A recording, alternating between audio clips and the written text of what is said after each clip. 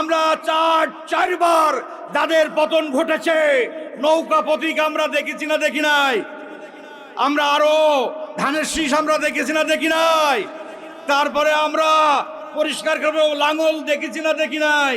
কিন্তু আল্লাহর আইন এবং সত্যকর শাসন কায়েমের জীবন্ত প্রতিনিধি যাদেরকে বাংলার মাটি থেকে ব্যান্ড করার কারণে আল্লাহ রাব্বুল আলামিনের গজবে বাংলার মাটিতে জনমের মতো ব্যান্ড হয়ে নির্বাসিত হয়ে দিল্লির মামা বাড়িতে চলে গিয়েছে।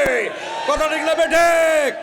সমবেত আমার মহেশপুর কোটচাঁদপুরের সকল পর্যায়ের প্রিয় ভাই ও বোনেরা, মা ও মেয়েরা, পর্দার আড়ালের মা ও মেয়েরা, বোনেরা, বয়োজ্যেষ্ঠ বয়োকনিষ্ঠ স্নেহের কচি কাঁচা, আমি সকলকে কৃষক, শ্রমিক, মেহনতি জনতা, কৃষিজীবী, পেশাজীবী, সাংবাদিক বন্ধুগণ, ল এনফোর্সিং এজেন্সিস, আইন প্রয়োগকারী সংস্থার সকল পর্যায়ের সদস্যগণ এবং সাংবাদিক বন্ধুগণ, আমি আমার হৃদয়ের গভীর থেকে সালাম জানাচ্ছি। আসসালামু আলাইকুম ওয়া রাহমাতুল্লাহ। আমার প্রথম কথা হলো,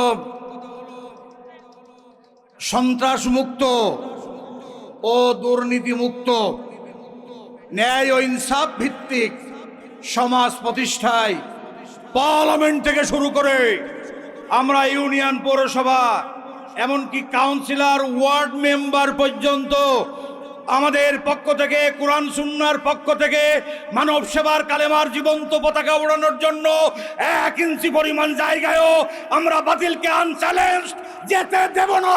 ও আমার মহেশপুর রাজি আছে? কিন্তু মনে রাখতে হবে, আম গাছ লাগিয়ে কমলা পাওয়া যায় না। কথা ঠিক না বেঠিক? কমলা লাগিয়ে কখনো পাকা কলা পাওয়া যায় না। এই জন্য আমার কাছে পরিষ্কার কথা যে আপনাকে অবশ্যই সৎ, যোগ্য, আমানতদার লোকদেরকে সকল পর্যায়ের নির্বাচনে পার্লামেন্ট থেকে শুরু করে গ্রাসরুট লেভেল পর্যন্ত সৎ নেতৃত্বের পক্ষে রায় দিতে হবে। আপনারা কি রাজি আছেন? আইন পরিবর্তন করতে হবে। দেশের বয়স কম হয়নি। আমরা পাকিস্তানের 24 বছর দেখেছি, বাংলাদেশের 54 বছর দেখলাম, আমরা সমস্ত দেখেছি। আমরা চারবার যাদের পতন ঘটেছে, নৌকা প্রতীক আমরা দেখেছি না দেখি নাই? আমরা আরো ধানের শীষ আমরা দেখেছি না দেখি নাই?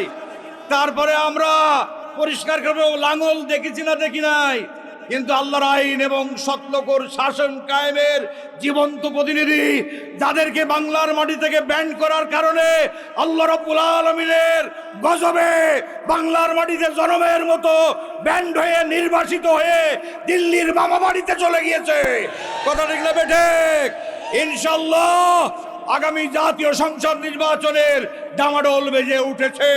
ইতোমধ্যেই বাংলার প্রতিটা আসনে কোরআন, সুন্নাহ এবং ইসলামপন্থীদের পক্ষ থেকে আমরা আল্লাহর আইন পরিবর্তনের জন্য, সৎ লোকের শাসনের জন্য আমরা কোরআনের সিঁড়ি বেয়ে মাত্র 23টি বছরে, মাত্র 30 বছরে খোলাফায়ে রাশেদার সিঁড়ি বেয়ে অর্ধেক দুনিয়ার উপরে কালেমার পতাকা উড়ে গেছে।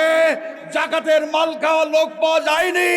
সেই অর্থনীতি, সুদ মুক্ত অর্থনীতি, ভ্যাট মুক্ত অর্থনীতি, কোরআনের অর্থনীতি নীতিমালা চালু করতে হবে না? হবে না? হবে না? হবে না?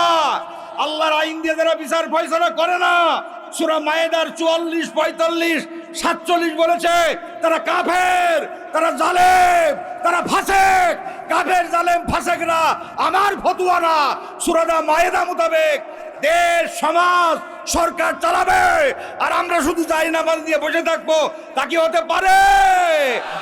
আগামী পার্লামেন্টে কোরআনের বাংলা পরিণত করার জন্য কোরআন সুন্নাহর জীবন্ত প্রতিনিধিদের পক্ষে রায় দিয়ে দেশ ও যত জাতি গঠনে, মানব সভ্যতার বিনির্মাণে আমাদের জান, মাল, জীবন, সম্পদ যা নিয়ে আছে তাই নিয়ে এখন থেকে গনিমত হিসেবে ঝাঁপিয়ে পড়তে হবে ময়দানে। আপনারা রাজি আছেন? আল্লাহ তাআলা আমাদের সকলকে কবুল করুন, আমিন। আসসালামু আলাইকুম ওয়া রাহমাতুল্লাহি ওয়া বারাকাতুহু।